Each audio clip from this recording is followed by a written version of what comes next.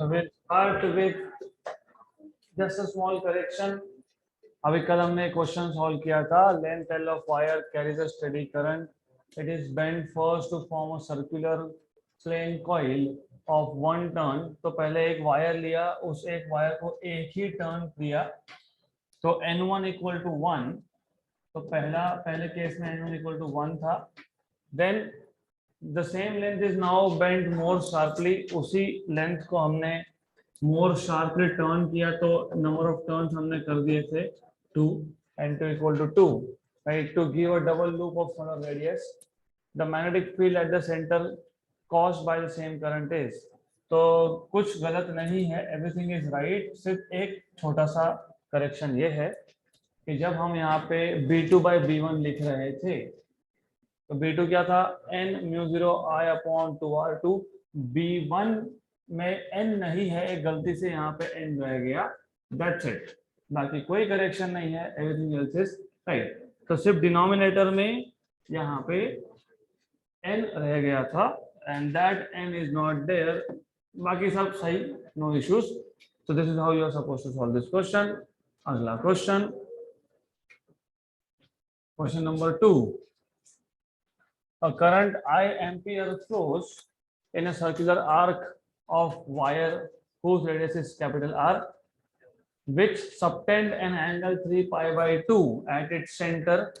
The magnetic induction B at the center is. तो बहुत सारे बुक्स में इसका सॉल्यूशन बहुत लंबा दिया है, हम इसको शॉर्टकट से करेंगे. Very simple question. What you have is, हमारे पास एक वायर है, सर्कुलर आर्क के शेप में एक वायर है जिसका रेडियस r है. एंगल कितना सबटेंड किया? 3 pi by 2. तो you have something like this. You have a wire which is subtending an angle of 3 pi by 2. ऐसा वायर है, कंप्लीट सर्कल हुआ नहीं. एंगल कितना बना? 3 pi by 2. तो ये एंगल कितना है? 3 pi by 2. इसको बोल देंगे theta. Let us call this theta. यहाँ पे करंट है I. आपको पूछा है what is the magnetic field at the centre. Centre मतलब ये इस पॉइंट पे, O पॉइंट पे मैग्नेटिक फील्ड कितना. तो इसका स्ट्रेट फॉरवर्ड फॉर्मूला है. As I told you in the last session, मैंने आपको बताया था, सर्कुलर लूप के सेंटर में मैग्नेटिक फील्ड जब फाइंड करते हो, सर्कुलर लूप, ये पूरा लूप नहीं है, तो आता है μ0 I by 2R, right. As I told you कि ये यहाँ पे पाई क्यों नहीं आता. तो पाई क्यों नहीं आता, उसका रीजन ये था, the real formula is μ0 by 4 pi I by R into theta. ये कंप्लीट फॉर्मूला. तो अगर लूप पूरा होता तो एंगल कितना? 2 पाई. तो थीटा की वैल्यू क्या डालोगे? 2 पाई. तो μ0 I यहाँ पे 4 पाई, यहाँ पे R, और ये 2 पाई. 1 जा एंड 2 जा.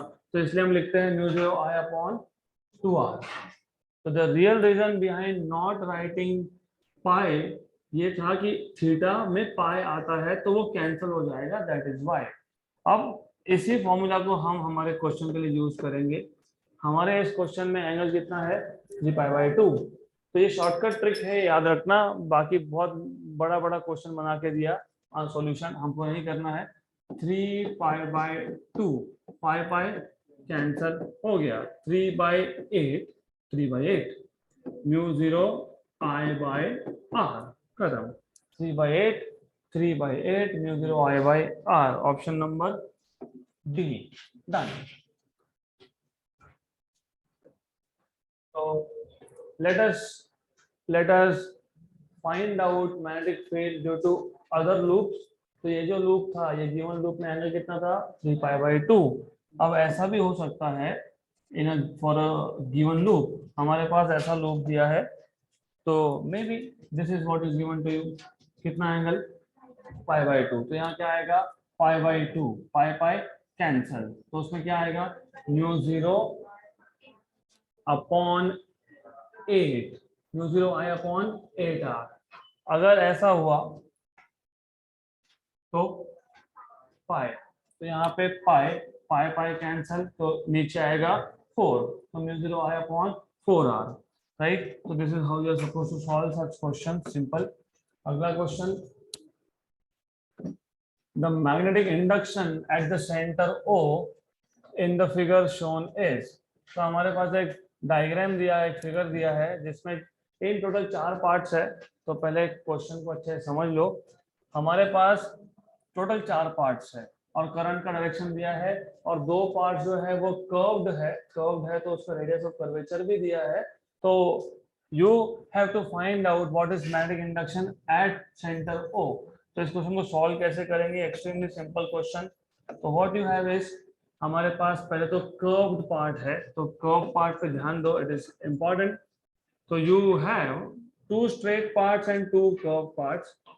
यू हैव 2 स्ट्रेट पार्ट्स, एक स्ट्रेट पार्ट यहाँ पे, one over here, one over here. This is one of the curved part. Similarly, और एक curved part है which starts from here, यहाँ से start हुआ, यहाँ पे खत्म होगा, something like this. So this is what you have. Good. So you have such a question. Now, अब हमें पूछा है सेंटर पे फील्ड कितना, किसके सेंटर पे? ये जो 2 कर्व पार्ट है उसके सेंटर पे फील्ड कितना, मतलब at this point what is the value of field? And if you look at direction of current is flowing from here, फिर ऐसा जाएगा, फिर यहाँ, and then it will go anti-clockwise। तो क्लॉकवाइज और एंटी क्लॉकवाइज डायरेक्शंस पता होने चाहिए, बिकॉज देन मैग्नेटिक फील्ड का डायरेक्शन निकालते नहीं आएगा। And then R1 is this radius and R2 is this radius, ये R1 ये R2। नंबर 1, हमारे पास अगर एक स्ट्रेट वायर है, if you have a straight wire, और उस स्ट्रेट वायर के डायरेक्शन में कोई पॉइंट हो, current is going from top bottom to top, और इस पॉइंट पे फील्ड निकालना है। If the point lies along the wire, याद रखना, if the point lies along the wire, magnetic field is 0। इस पॉइंट पे मैग्नेटिक फील्ड आएगा 0, या ऊपर या नीचे कहीं पे भी हो वो पॉइंट, मैग्नेटिक फील्ड इज 0। तो when you have a point और वो पॉइंट अगर along the wire है तो मैग्नेटिक फील्ड इज 0 here। तो इन टोटल हमारे पास 4 पार्ट से, part number 1, part number 2, part number 3 and part number 4। तो पार्ट 1 और पार्ट 3 का फील्ड होगा 0। वाई? कंफ्यूजन अगर हो रहा होगा क्योंकि ये इसको सेकंड पार्ट बोला और यहाँ पे R1 बोला है, तो if you are getting confuse, we will use Roman letters, कोई फर्क नहीं पड़ता, या फिर ABCD 4 पार्ट बोल दो तो भी चलता है।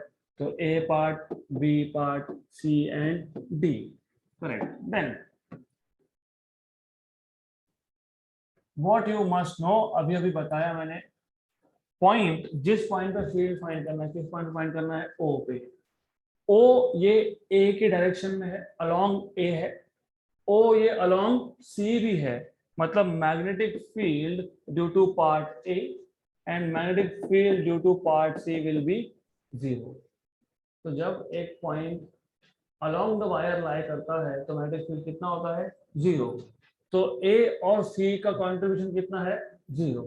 तो कौन से 2 पार्ट का कंट्रीब्यूशन आएगा? B एंड D का। तो B और D का कंट्रीब्यूशन आएगा। तो first of all, you know what is, how do you find out magnetic field due to a curved arc? अभी यहाँ पे बताया था पिछले क्वेश्चन में। पिछले क्वेश्चन में जब आपका सर्कुलर आर्क हो तो मैग्नेटिक फील्ड कैसे फाइंड करते हो? μ0 I upon 4 pi r into theta. तो B जो पार्ट है, B पार्ट एंगल कितना बना रहा है? 90 नहीं, 180। हाफ सर्कल मतलब कितना एंगल सबटेंड किया? 180। कहाँ पे? सेंटर पे। तो it is something like this. B part ने एंगल कितना बनाया है? 180, मतलब पाई। तो pi radian is the angle. तो फॉर्मूला कैसा, what will be the formula? μ0 upon 4 pi I by R। R कितना है इसका? R1, correct. और थीटा, थीटा कितना है? पाई। पाई और pi cancel. Good. Then you must know you must know how to find out direction of magnetic field. So you know what is says something called as right hand thumb rule. अगर हमारे पास एक long straight wire होता, वैसे long straight wire नहीं है, B part एक circular arc है, अगर लॉन्ग स्ट्रेट वायर होता तो हम इमेजिन करते long straight wire to be held in our right hand with thumb outstretched and fingers curled. Thumb outstretched, तो thumb के डायरेक्शन में अगर करंट है तो कर्ल फिंगर के डायरेक्शन में मैग्नेटिक फील्ड है, correct. Here in this case the wire is not straight, wire curled है, तो वायर अगर कर्ल्ड हो तो उल्टा, तो if fingers are giving you direction of current then thumb gives you direction of magnetic field. दोनों cases, हमारे पास एक लॉन्ग स्ट्रेट वायर था, हमने राइट हैंड में लिया, थंब को आउटस्ट्रेच किया, फिंगर्स को कर्ल किया, right. If thumb is direction of current then fingers is of magnetic field. उल्टा भी ट्रू है, if finger is the direction of current then thumb is of magnetic field. Current कैसा जा रहा है? क्लॉकवाइज. थंब कहाँ है? अंदर की तरफ, क्योंकि fingers they are direction of current and thumb is direction of field. तो फील्ड कहाँ जा रहा है? अंदर की तरफ. अंदर की तरफ मतलब कौन सा कन्वेंशन यूज करते हो? क्रॉस कन्वेंशन यूज करते हो. तो यहाँ पे मैं लिखूंगा क्रॉस, तो ये क्रॉस फील्ड है. क्रॉस फील्ड मतलब गोइंग इनसाइड. सिमिलरली डी का कंट्रीब्यूशन, क्योंकि ऑब्वियसली आपको पता है ए और सी कंट्रीब्यूट नहीं कर रहे हैं, तो contribution from D will be there. What is contribution of D? ये जो पार्ट है डी, इसका कंट्रीब्यूशन कैसे फाइंड करोगे? Same way. What is angle? 180 मतलब पाई. तो वहां पे इसका कोई इशू नहीं है, no problem with this formula तो वही आएगा. रेडियस कितना है इसका? R2, correct. Then shift direction of current anticlockwise. तो एंटी क्लॉकवाइज मतलब ऐसा मतलब पॉइंटिंग आउट. तो मैग्नेटिक फील्ड ये बी पार्ट का था, मैग्नेटिक फील्ड डी पार्ट का आ जाएगा μ0/4 पाई I/R2 पाई, क्योंकि angle is again pi. And this time you will use dot. Dot मतलब going inside. Important, this is really important. Here it is dot, right. तो यहाँ पे pi और pi cancel, pi cancel. Then pi और pi cancel कर दिया तो हमारे पास मैग्नेटिक फील्ड आया μ0I/4R2. एक इनसाइड है, एक आउटसाइड है, मतलब these two vectors are oppositely directed. जब दो वेक्टर्स अपोजिटली डायरेक्टेड हो तो क्या होता है? कैंसलेशन नहीं, सब्ट्रैक्शन. कैंसलेशन कब होता है? जब दोनों इक्वल इन मैग्नीट्यूड हो. ये दोनों इक्वल है कि मैग्नीट्यूड में? नहीं, क्योंकि एक में R1 है, दूसरे में R2 है, तो सब्ट्रैक्शन होता है. मतलब net magnetic field is either B1 minus B2 और it is B2 minus B1. तो अब चेक करना पड़ेगा कि बड़ा फील्ड कौन सा, ज्यादा कौन सा. Magnetic field is inversely proportional to radius. जिसका रेडियस कम उसका फील्ड ज्यादा. रेडियस कम किसका है? बी पार्ट का. तो ज्यादा फील्ड किसका है? बी पार्ट का. तो फॉर्मूला क्या बनेगा? Magnetic field of B minus magnetic field of D. तो बी पार्ट का मैग्नेटिक फील्ड ज्यादा है क्योंकि डिस्टेंस कम है, और डी पार्ट का कम है क्योंकि डिस्टेंस ज्यादा है. तो magnetic field of B minus magnetic field of D. What is magnetic field of B? μ0/4I/R1 minus μ0/4I/R2. इसमें से μ0I/4 common, 1/R1 minus 1/R2. ऐसा आंसर आना चाहिए. μ0I/4 1/R1 minus 1/R2. Option number ए.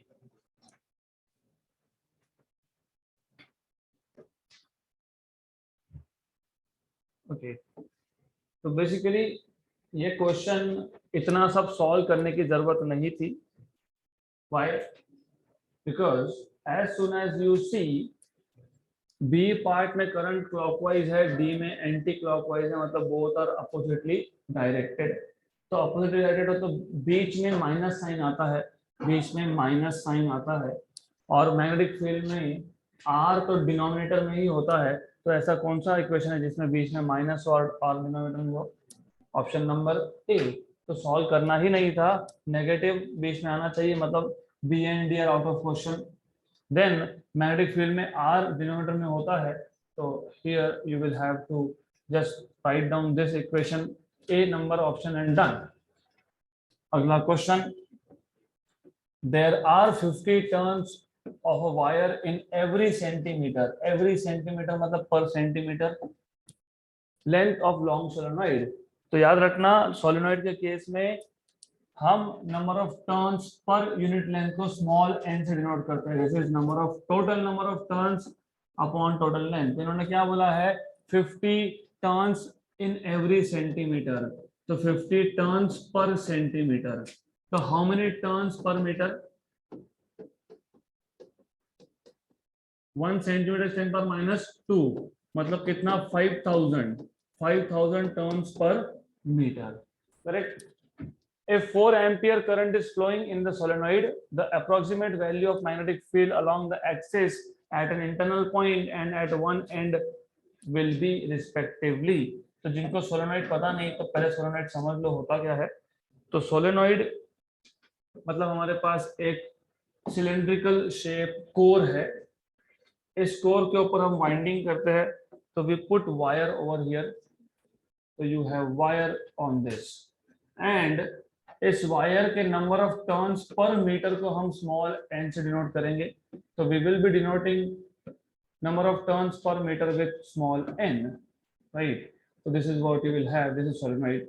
अब आपको ऑलरेडी पता है इसमें से अगर हमने करंट सर्कुलेट कर दिया, तो if you pass current through this winding, current will generate magnetic field, and magnetic field ये होगा एट द एक्सिस। हमने इस चैप्टर में एक्सियल मैग्नेटिक फील्ड मतलब magnetic field at the centre of solenoid at the axis of solenoid, ये हमने formula derive किया था म्यू0 Ni। और अगर आपको याद होगा सेंटर पे देखो करंट जाएगा कैसे, नीचे से पहले ऊपर जाएगा, फिर वापस नीचे आएगा, फिर ऊपर जाएगा, राइट। तो जो टॉप मतलब इस सोलेनॉइड का अपर हाफ है, वहां से जब करंट पास होगा तो मैग्नेटिक फ्लक्स होगा। Magnetic flux, how does magnetic flux, magnetic field lines look like? तो मैग्नेटिक फील्ड लाइंस ऐसे होने वाले हैं। तो ऊपर का जो हाफ पार्ट है, यहां से जब जब करंट आएगा तो वो मैग्नेटिक फ्लक्स जनरेट करेगा, और जब ये करंट नीचे आएगा तो ये मैग्नेटिक फ्लक्स जनरेट करेगा। मतलब एक्सिस पे जो मैग्नेटिक फील्ड है, it is coming from both parts, upper part and lower part. अगर मुझे पूछा होता what is the magnetic field at one and, one and मतलब अपर एंड या फिर लोअर एंड। अपर एंड या लोअर एंड पे जब आप कैलकुलेट कर रहे हो तो कंट्रीब्यूशन एक ही एंड से आ रहा है, इधर अपर एंड और लोअर एंड, और एक्सिस पे कहां से आ रहा है? दोनों से, अपर एंड लोअर। तो definitely magnetic field at one end is axis magnetic field by 2, half of axial field.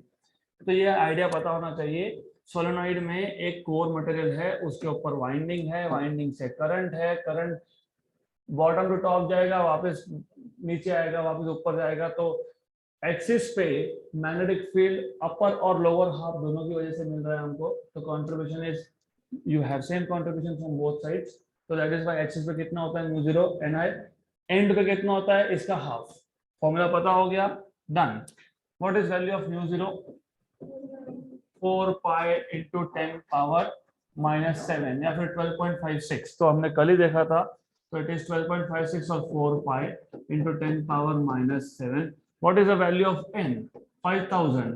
5000। What is the value of current? Current कितना था? 4। तो मैंने कल ही I just told you what is this?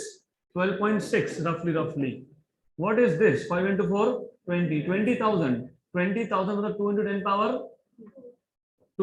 power 4 20,000, और ये 10 power -7, तो कितना हो गया? -3। 12.6 into 2 कितना?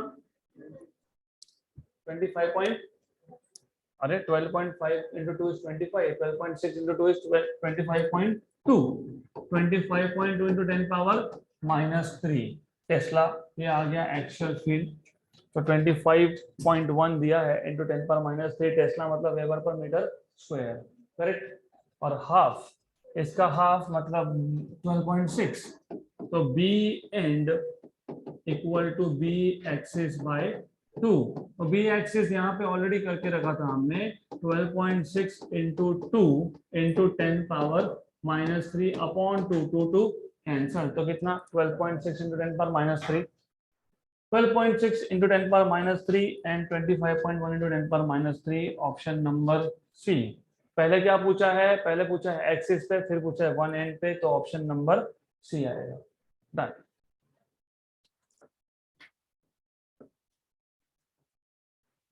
ओके, तो हम सोलेनॉइड के साथ साथ और एक स्ट्रक्चर भी है हमारे पास, toroid. You know what is toroid? Yes, toroid में क्या होता है, सोलेनॉइड ही है, उसको सिर्फ डोनट का शेप दे दिया, मतलब it is basically given a shape of doughnut, बाकी सब सेम। तो हमारे पास ये आ गया टोरॉइड। टोरॉइड के एक्सिस पे, मतलब टोरॉइड के सेंटर पे, सेंटर मतलब दिस इज नॉट, ये सेंटर नहीं, I am talking about axial line here. Axial line मतलब यहाँ पे, हियर। तो टोरॉइड के एक्सिस पे magnetic field due to windings, यहाँ पे भी वाइंडिंग है, वाइंडिंग मतलब यहाँ पे भी हमने नंबर ऑफ टर्न्स देके रखे हैं, तो you have number of turns over here. इसमें से जब करंट पास करोगे तो magnetic field at the axis का जो फॉर्मूला बनेगा वो फॉर्मूला सेम आता है, इट इज μ0 Ni, राइट। तो n is number of turns per unit length. तो सोलेनॉइड हो या टोरॉइड हो, दोनों ही केसेस में formula is same. Next question, the charge on a particle x, sorry y, charge on a particle y is double the charge on particle x। तो charges की बात हो रही है, तो let us write down, charge on x is half of y, मतलब charge on y is double of x, is double of x। These two particles x and y, after being accelerated through same potential difference, enter a region of uniform magnetic field and describe circular path of radii r1 and r2 respectively। The ratio of mass of x to that of mass of y is, potential difference same है, potential difference दोनों का same है, तो vy equal to vx equal to v। They enter into magnetic field, तो आपको पता होना चाहिए मैग्नेटिक फील्ड क्या करता है, पाथ को कर्व करता है। मतलब magnetic field, you see there are two fields, एक इलेक्ट्रिक फील्ड है, इलेक्ट्रिक फील्ड ने क्या किया, वेलोसिटी बढ़ाया। बाय द वे, आपको इस साल के लिए at least as far as state board is concerned, cyclotron was deleted from syllabus. लेकिन ये साइक्लोट्रॉन नहीं बोलते हैं कि साइक्लोट्रॉन का कॉन्सेप्ट है, तो पहले साइक्लोट्रॉन क्या होता है वो समझ लो। हमारे पास दो डी शेप स्ट्रक्चर होते हैं, two D-shaped structure you have। What do you mean by D-shape? They are D-shaped hollow box। तो हमारे पास दो बॉक्स है which are hollow, hollow मतलब empty from inside, ऐसे दो D shape है and they are empty। empty मतलब इसके अंदर पार्टिकल जा सकता है, that is what they are telling you। तो what is cyclotron, पहले वो समझ लो, तो अगला क्वेश्चन जो है अपने आप समझ में आएगा। तो हमारे पास दो D shape बॉक्सेस है, इसको हम बोलते हैं डीज। डीज मतलब दीज आर कॉल्ड एज डीज। ये आ गया D1, ये आ गया D2। इसके सेंटर में we keep source of alpha particle, positive particle, alpha particle का सोर्स है, मतलब ये रेडियो एक्टिव सोर्स है, बिकॉज रेडियो एक्टिविटी से अल्फा पार्टिकल इमिट होता है, पता है आपको। Why do we use this? क्योंकि हमको पार्टिकल्स को हाई वेलोसिटी पे लेके जाना है, मतलब एक्सीलरेशन करना है, इसका हाई एनर्जी पे लेके जाना है, क्योंकि वेलोसिटी हाई मतलब energy high, because kinetic energy is half mv²। v ज्यादा मतलब काइनेटिक एनर्जी ज्यादा, तो होगा क्या? और डेफिनेटली यू मस्ट नो कि यहाँ पे दोनों फील्ड्स है, एक है इलेक्ट्रिक फील्ड, एक है मैग्नेटिक फील्ड। अब इलेक्ट्रिक फील्ड हम लोग कैसे लगाते हैं, यहाँ पे हम लोग एक वेरिएबल मतलब अल्टरनेटिंग सोर्स लगा देते हैं। अल्टरनेटिंग सोर्स पता होगा आपको, और ये बेसिकली हाई फ्रीक्वेंसी सोर्स है। What do mean by high frequency? देखो ऐसा है कि पहले ये पॉजिटिव होगा या नेगेटिव होगा, जो भी होगा, पहले ये नेगेटिव है, ये पॉजिटिव, फिर ये नेगेटिव होगा, ये पॉजिटिव होगा। मतलब यहाँ पे ये अल्टरनेटिवली प्लस माइनस होता रहेगा, plus minus plus minus plus minus. इसका फ्रीक्वेंसी थाउजेंड्स में होता है, तो it is up to 10,000 20,000 times per second. एक सेकेंड में 10-15 हजार बार minus plus minus plus minus plus चलता रहेगा। तो अल्टरनेटिंग मतलब D1 नेगेटिव था, D2 पॉजिटिव था, फिर उल्टा हो गया, ये नेगेटिव होगा ये पॉजिटिव हो गया। इससे क्या होगा समझ में आएगा आपको, you will understand what is happening. जैसे ही अल्फा पार्टिकल इमिट हुआ, alpha particle is positive particle, जैसे ही अल्फा पार्टिकल इमिट हुआ, अगर ये नेगेटिव था तो alpha particle starts moving here, right. तो ये यहाँ पे आ गया, तो यहाँ ये अल्फा पार्टिकल निकल के यहाँ पे आया और आधा सर्कल सर्कल में जाना है। Remember remember alpha particle emit हुआ और नेगेटिव डी की तरफ अट्रैक्ट होगा अलोंग अ स्ट्रेट लाइन, क्योंकि नेगेटिव एंड पॉजिटिव में अट्रैक्शन होता है। तो अट्रैक्शन लीड्स टू एक्सेलरेशन, मतलब इलेक्ट्रिक फील्ड क्या कर रहा है, एक्सेलरेशन कर रहा है। अपने आप कोई भी पार्टिकल, कोई भी चार्ज सर्कुलर मोशन में नहीं जाता, तो सर्कुलर मोशन में लाने के लिए क्या चाहिए, मैग्नेटिक फील्ड। तो यहाँ पे मैग्नेटिक फील्ड लगा दिया हमने, इसको हम बोल देंगे cross magnetic field. Cross magnetic field का मतलब क्या होता है, magnetic field is coming out. तो मैग्नेटिक फील्ड इज परपेंडिकुलर किसको, मोशन को। मोशन इस प्लेन में है, ये कौन सा प्लेन है, एक्स जेड प्लेन, ये एक्स एक्सिस ये जेड एक्सिस, और मैग्नेटिक फील्ड कहाँ है, वाई में। तो particle was moving in X Z plane, magnetic field is perpendicular. तो परपेंडिकुलर मैग्नेटिक फील्ड क्या करता है, वो पाथ को कर्व करता है। तो जैसे ही इसने मूव होना स्टार्ट हुआ towards positive plate, magnetic field will make sure कि इसका कर्वेचर हो जाए। कर्वेचर हो जाए मतलब it should start performing circular motion, right. तो what is a trajectory, trajectory ऐसा आएगा, राइट। अब प्रॉब्लम क्या हो गया कि सामने वाला ये पॉजिटिव था और अल्फा पार्टिकल भी पॉजिटिव था, तो वो पॉजिटिव पॉजिटिव रिपेल करेगा। तो हम फ्रीक्वेंसी ऐसा सेट करते हैं, जैसे ही अल्फा पार्टिकल पहले डी से बाहर निकला, D1 से बाहर निकला, तो सामने वाला जो डी है D2 ये होना चाहिए नेगेटिव, मतलब फ्रीक्वेंसी चेंज होना चाहिए, मतलब प्लेट्स का पोलैरिटी चेंज होना चाहिए, ये नेगेटिव ये पॉजिटिव। तो जैसे ही ये बाहर आया, सामने वाला कौन हो गया, नेगेटिव, तो ये अट्रैक्ट कर लेगा, अट्रैक्शन। फिर अंदर इसके अंदर सर्कुलर मोशन परफॉर्म करेगा, फिर वापस से यहाँ पे बाहर आया तो वापस पोलैरिटी चेंज हो गया, ये हो गया वापस से नेगेटिव नेगेटिव और ये हो गया पॉजिटिव। तो this is how alternatively negative positive चलता रहेगा। And because of that negative positive her bar particle एक डी से बाहर निकला तो सामने वाला नेगेटिव है, ऐसा करते करते।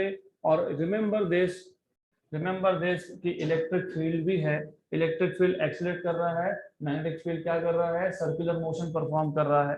तो this is how particle will gain high energy, और हाई जितना एनर्जी चाहिए उतना मिल गया, तो यहाँ पे एक छोटा विंडो होता है, इस विंडो से particle can go out, right. This is how particles are accelerated to extremely high speed. अब चाहिए क्यों ये, बिकॉज अभी आप इंजीनियरिंग भी करने वाले हो बहुत सारे लोग, तो यू मस्ट नो यूनिवर्स का इनिशियल कंडीशन समझने के लिए पार्टिकल्स को बम्बार्ड करना पड़ता है, हाई एनर्जी पार्टिकल्स को, तो पहले हाई एनर्जी पे लेके जाना पड़ेगा, दैट इज वाई। अब पॉइंट इज, बाकी मैं आपके लिए छोड़ने वाला हूँ, मैं सिर्फ बेसिक आइडिया बताने वाला हूँ आपको।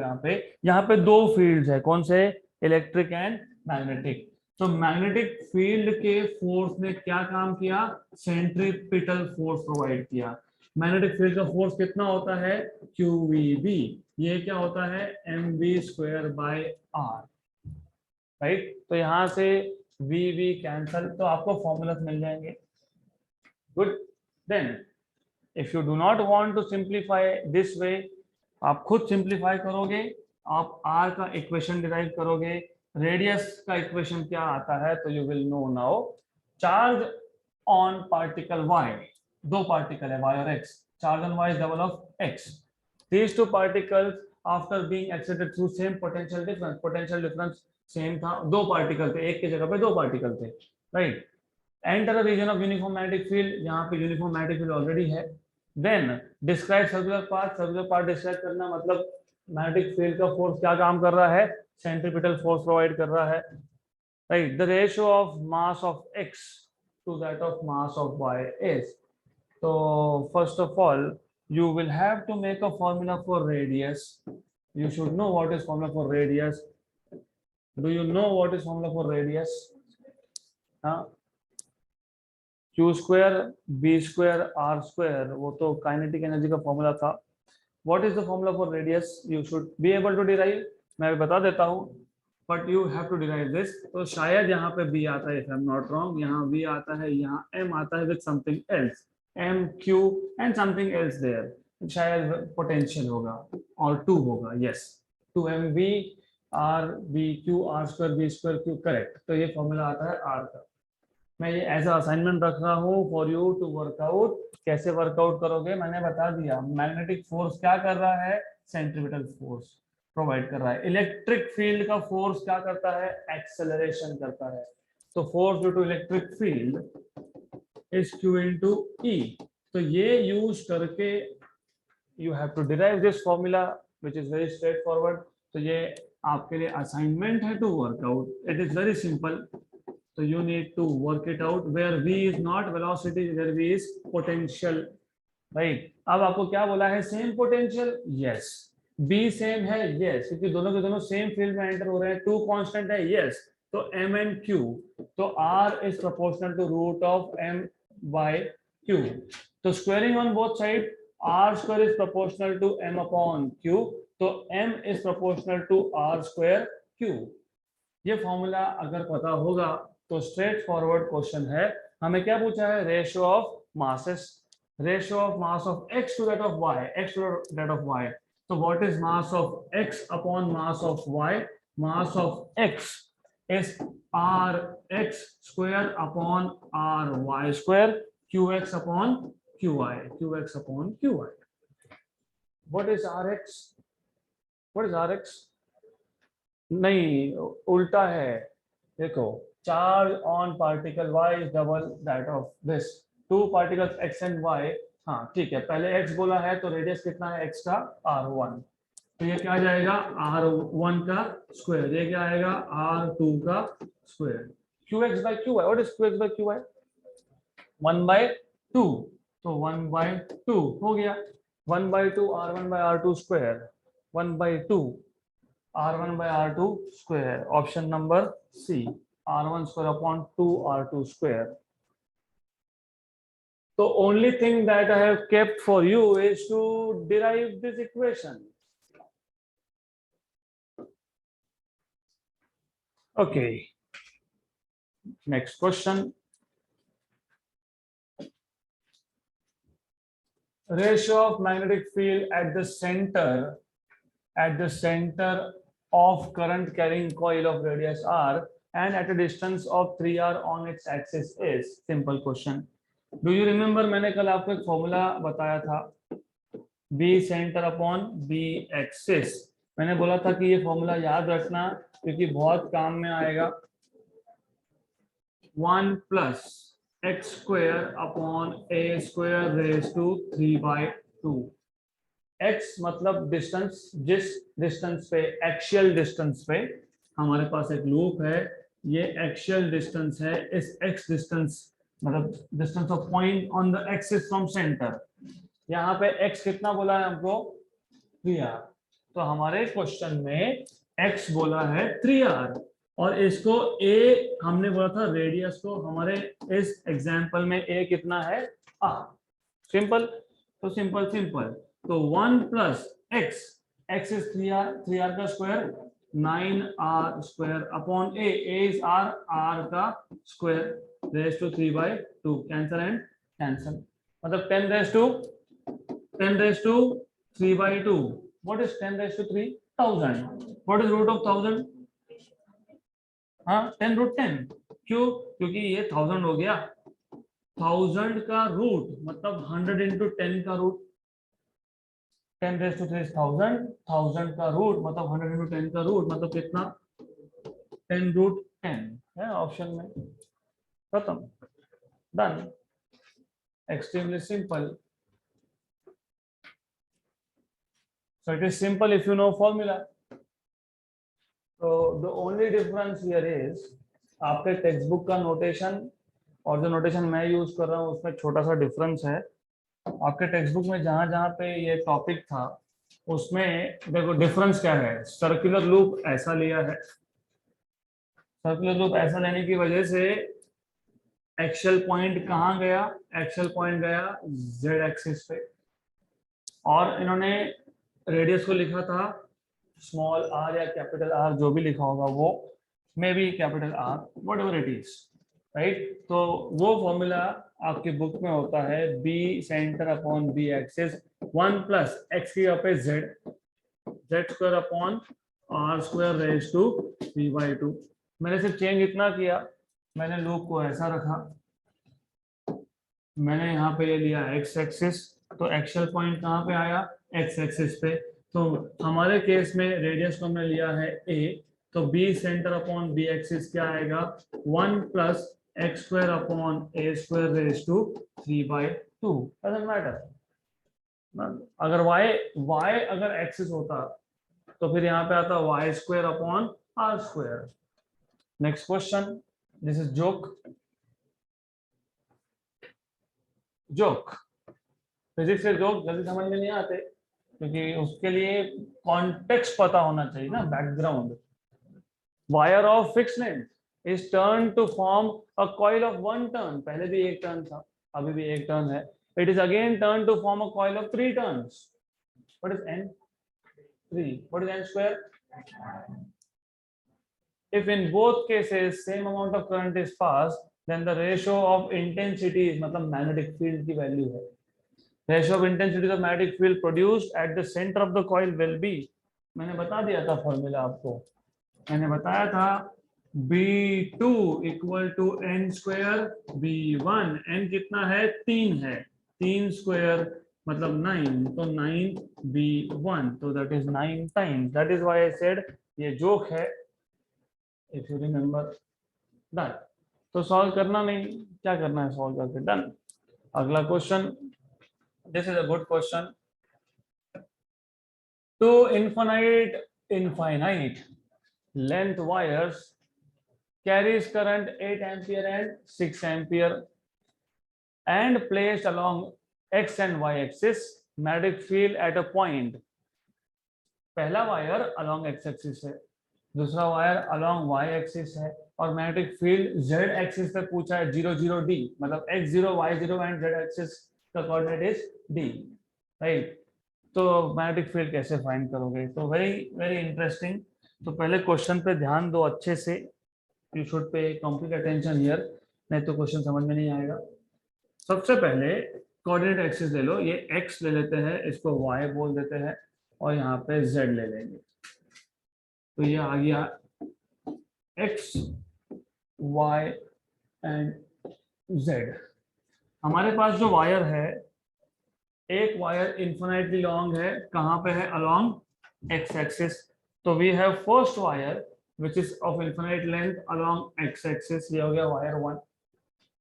इन्फिनिटली लॉन्ग है, तो इन्फिनिटली लॉन्ग मतलब दोनों साइड पे एक्सटेंड होता है, वो ऐसा भी जाएगा, मतलब पॉजिटिव x में भी आएगा और नेगेटिव x में भी आएगा, तो मैं उसको ऐसा दिखाने वाला हूँ, तो it is going from -infinity to +infinity।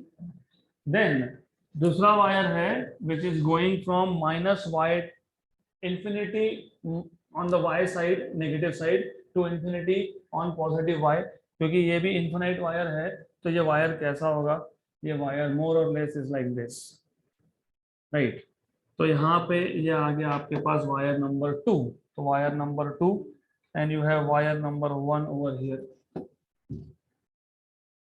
Right.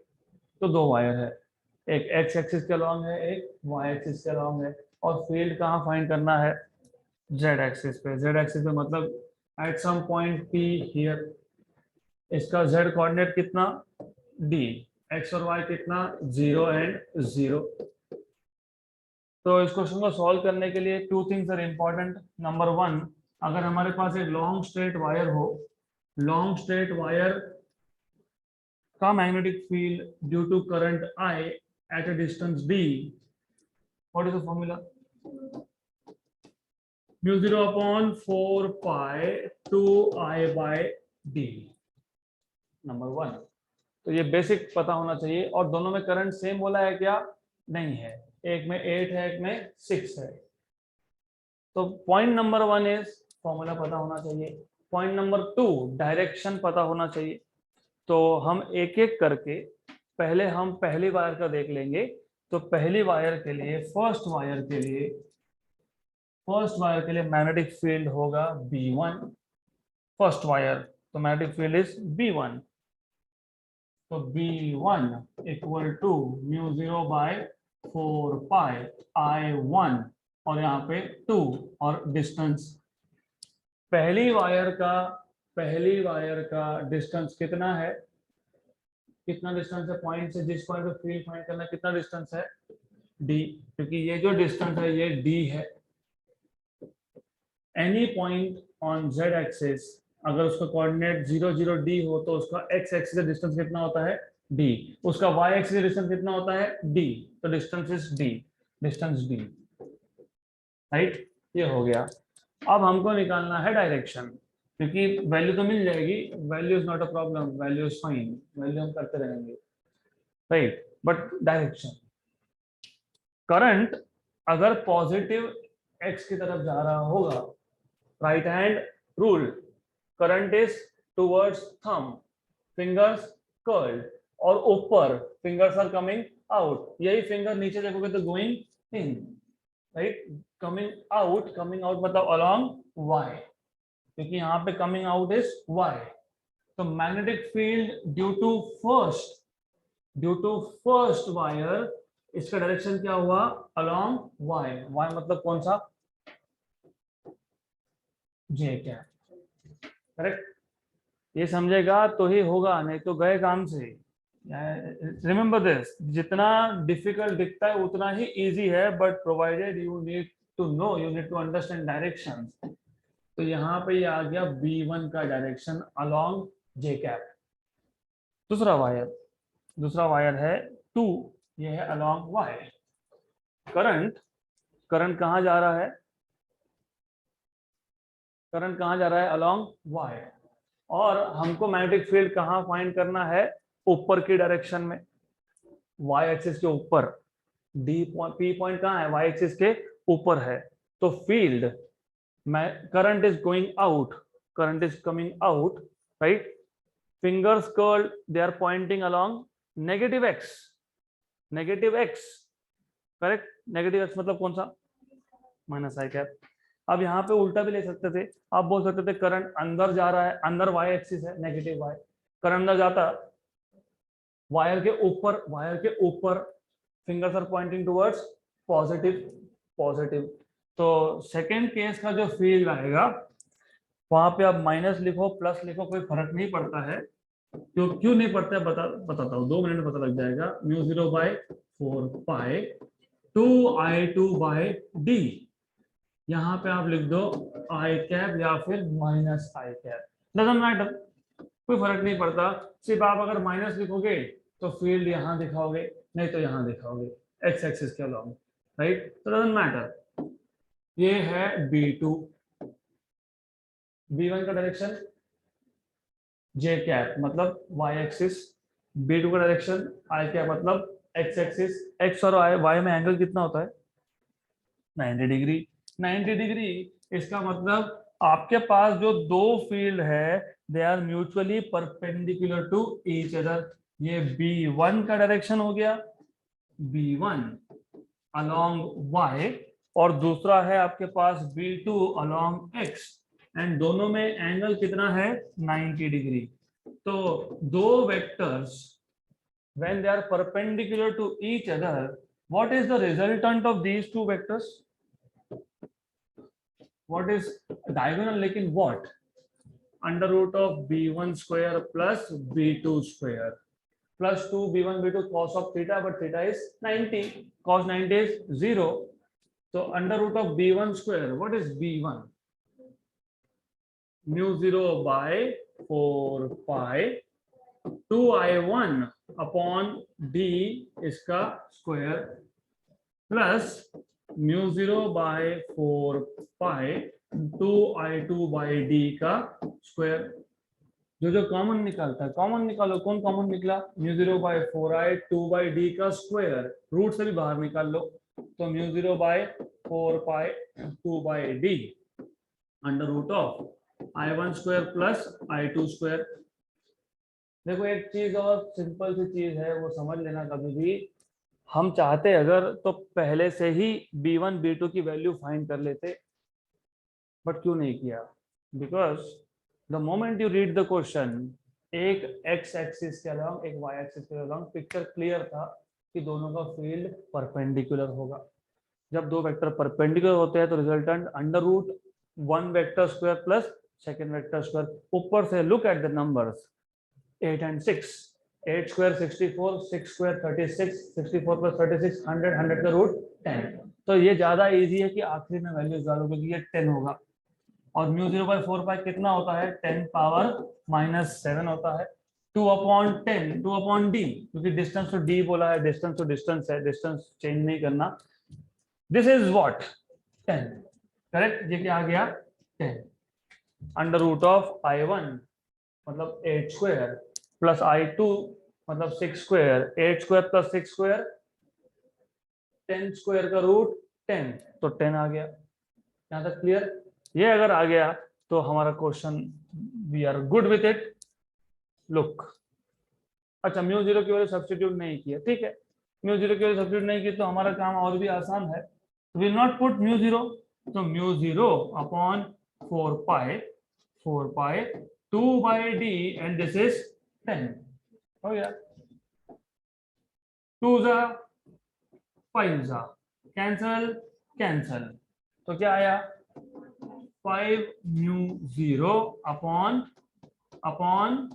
Pi D, तो 5 mu 0 upon pi D, option number D.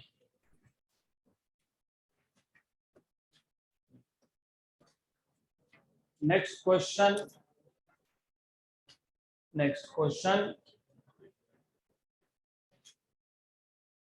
Late us move to next question. अब ये क्वेश्चन हमारा ऑलरेडी सॉल्व हुआ है। If you remember R root 3 answer था, circular current carrying coil has a radius r, distance from the center to the coil on the axis where magnetic induction will be 1/8 of its central value। तो हमने कल ही ये question किया था, centre BC by B axis, ऐसा एक question था if you remember. तो क्या बोला है? You have a circular current carrying coil जिसका रेडियस आपको दिया है r, और आपको पूछा है डिस्टेंस, कहाँ पे? Distance from the centre on the axis where the magnetic induction मतलब axial magnetic field will be 1/8 of central field. तो ये हमने कल ही सॉल्व किया था, तो we will not do it again, क्योंकि जो फॉर्मूला था BC by B axis 1 + x² by a² raised to 3/2 मैंने इसी क्वेश्चन में बताया था। तो यू मस्ट रिमेंबर कि इसका r रूट 3 आंसर आया था, तो पता होना चाहिए। नेक्स्ट क्वेश्चन,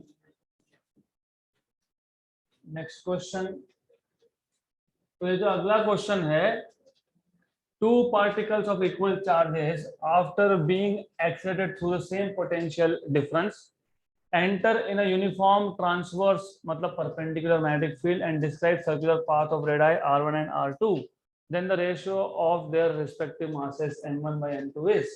तो जो मैंने आज आपको असाइनमेंट दिया, you remember I gave you assignment, तो अभी असाइनमेंट अभी सॉल्व करना पड़ेगा because this question is related to that only. तो सबसे पहले मैंने आपको बताया, just now I told you कि इलेक्ट्रिक और मैग्नेटिक फील्ड जब होता है तो इलेक्ट्रिक फील्ड का फोर्स क्या करता है? एक्सेलरेशन प्रोड्यूस करता है। तो you must know force due to electric field, what is force due to electric field? Q into E, correct?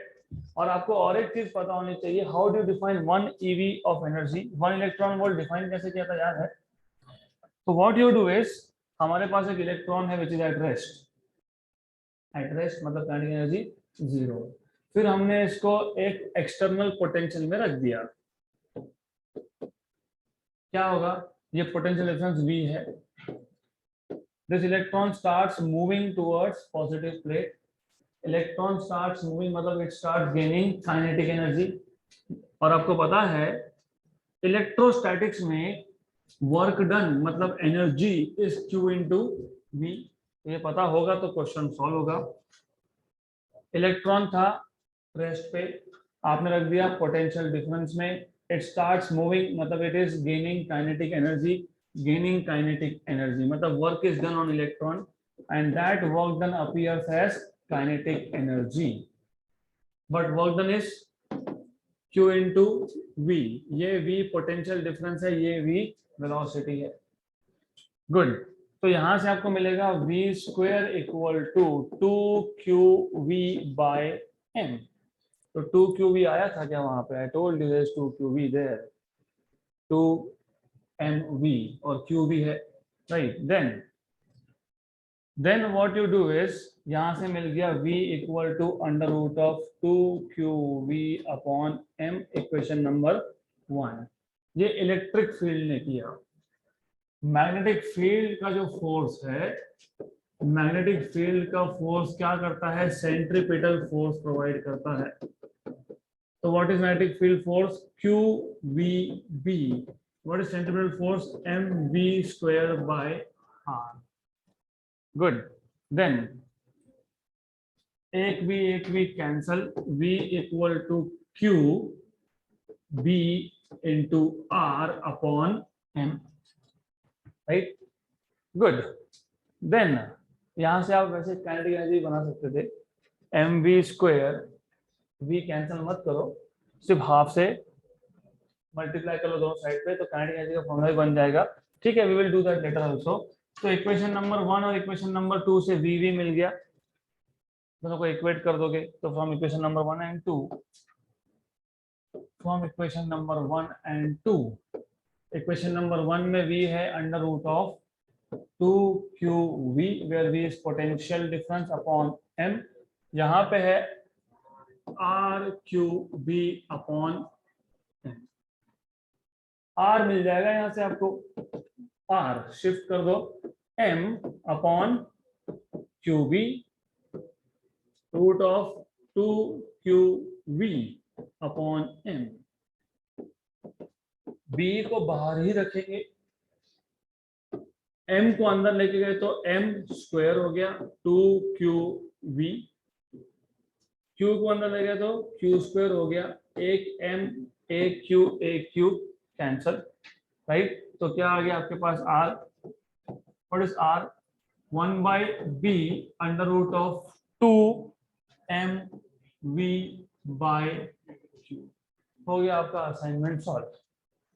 अब हमको ये सब क्यों करना पड़ा, क्योंकि रेशो ऑफ मासेस पूछा है, राइट। इक्वल चार्जेस दिया है, सेम पोटेंशियल डिफरेंस है, मैग्नेटिक फील्ड भी सेम है, इक्वल चार्जेस दिया है, पोटेंशियल डिफरेंस सेम है, मैग्नेटिक फील्ड भी सेम है, तो R is proportional to root of M। हमको क्या पूछा है, हमको पूछा है M1 बाय M2, तो क्वेश्चन खत्म, M is proportional to R square, मतलब M1 bye M2 is R1, R1 को कैपिटल R1 बोला है और R2 कैपिटल R2, तो R1 by R2 whole square, option B, R1 by R2 whole square.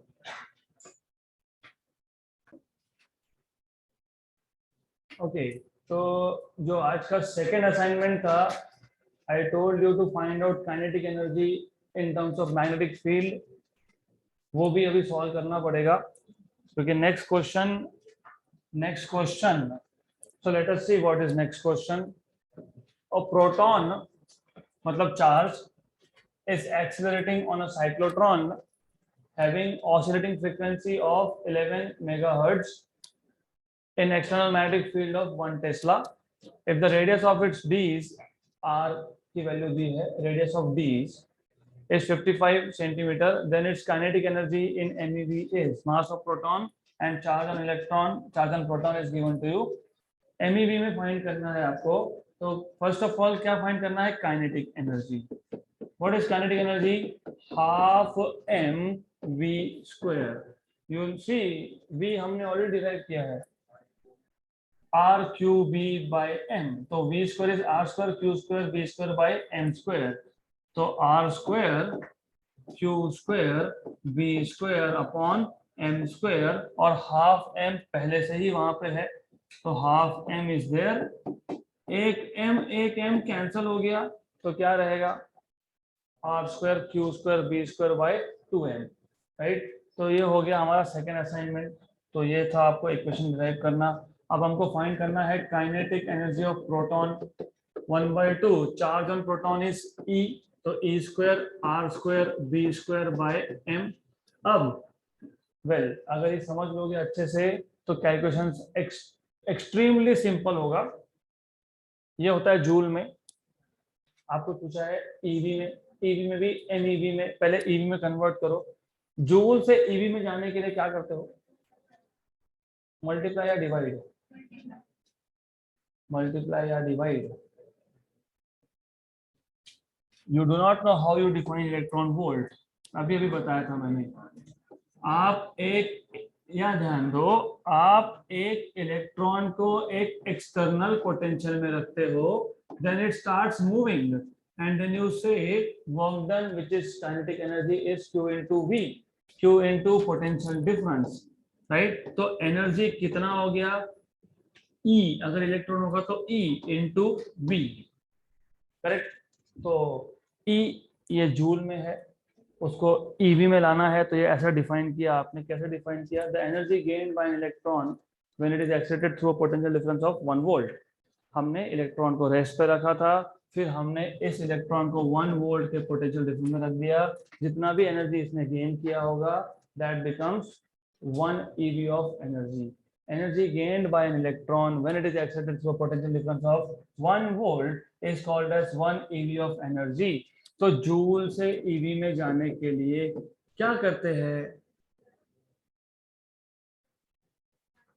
Multiply के divide.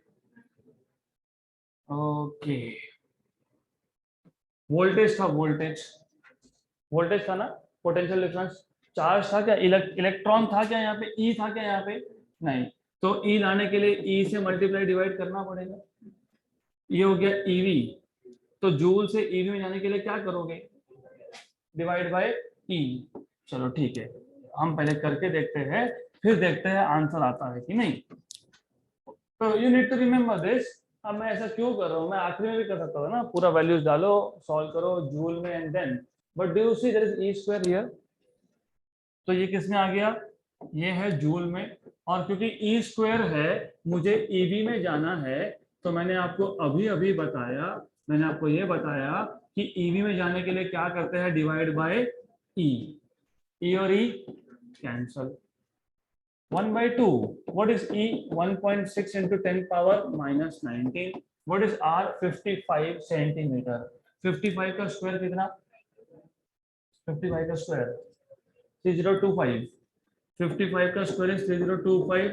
Centimetre को metre में convert करोगे तो 10 पावर -4, राइट. सेंटीमीटर को मीटर में कन्वर्ट किया तो 10 पावर -2, लेकिन उसका स्क्वायर है, R है 55 इंटू 10 पावर -2 मीटर, उसका स्क्वायर कर लिया.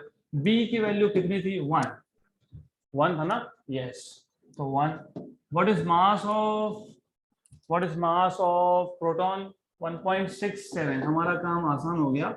1.6 into 10 पावर -27, रफली कैंसल, अप्रोक्सीमेटली कैंसल.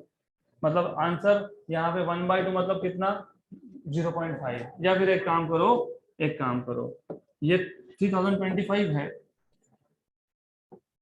रफली 1500, अप्रोक्सीमेटली 1500.